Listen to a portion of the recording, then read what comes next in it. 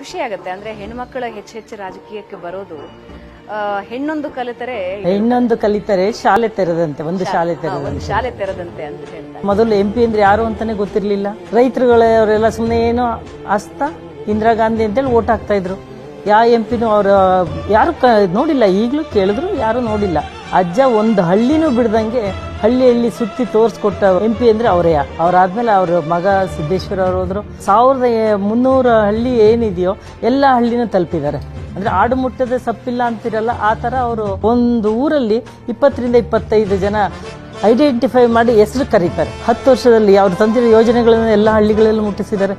ಮೋದಿಜಿಯವರ ಸರ್ಕಾರ 10 ವರ್ಷದಲ್ಲಿ ಮನೆಯಲ್ಲಿ ಅಂತೇಳಿ ಸಣ್ಣದು ದೊಡ್ಡದೇನು ಬೇಡ, ಶೌಚಾಲಯ ಅವೆಲ್ಲ ಹಳ್ಳಿಗಳಿಗೆ ಬೇಕಾಗಿರೋದು. ಅವರು ರೈಲ್ವೆ ಸ್ಟೇಷನ್ ಅಭಿವೃದ್ಧಿ ಪಡಿಸಿರೋದು ನೋಡಿರ್ಬೋದು, ಬಸ್ ಸ್ಟ್ಯಾಂಡ್ಗಳು ನೋಡಿರ್ಬೋದು. ಕಾರ್ಯ ಏನು ಮಾಡಿಲ್ಲ ಅಂತಾರಲ್ಲ, ಅವ್ರಿಗೆ ಸರಿಯಾದ ಉತ್ತರ ಕೊಡ್ಲಿಕ್ಕಾಗಿ ಅವರು ಲೆಕ್ಕ ಕೊಟ್ಟು ಬುಕ್ ಮಾಡಿದ್ದಾರೆ.